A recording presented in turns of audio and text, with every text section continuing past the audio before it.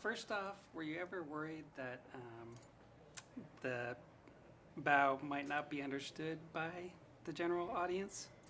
I mean, clarity has always been what we strived for when we were making the short. Like, when I was storyboarding it and working on the story reels, it was important to me to show it and get it in front of as many people as possible to get fresh eyes in front of it. My hope is that for the people that do like find it a little confusing or who don't know what a BAO is, that it actually just sparks that curiosity in them to like go out and to try a BAO. Yeah.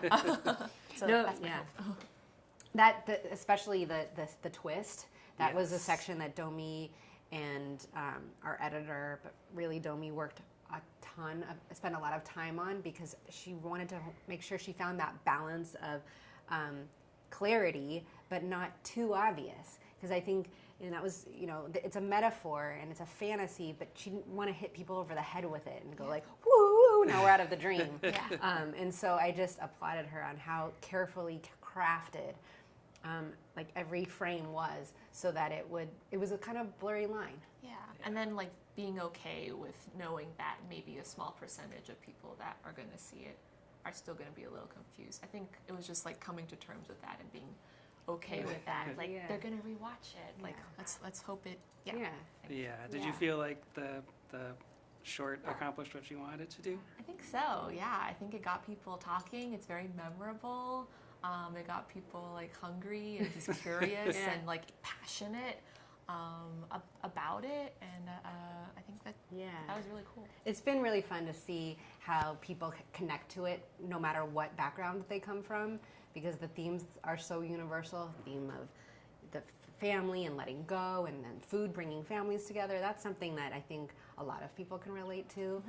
So that's been really fun to see, and then certainly the response by people in the Asian community thanking Domee and being so happy to see themselves on screen and to be celebrated.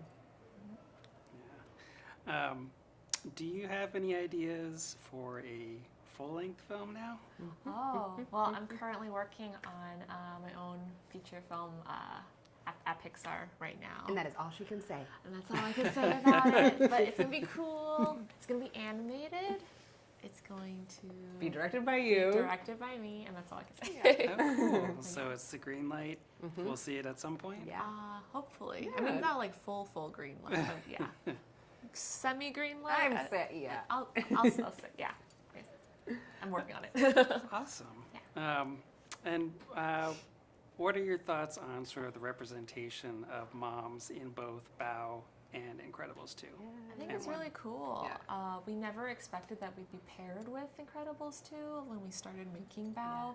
It was kind of a happy accident, and then even more of a happy accident is that both stories involve like strong, kick-ass moms. Super moms, but like in very different, very specific ways. So that was really cool. Awesome. And giant step with you being the first female director here. How much more work do you think needs to be done moving forward? I think like I feel super honored to kind of be the first of many, of hopefully like a lot of female directors of shorts and of features at this studio. And I think like Sanjay's super team and Coco, like I really thank them for kind of paving the way for BAO to be made at this studio. I think of course we can always keep improving. We can always keep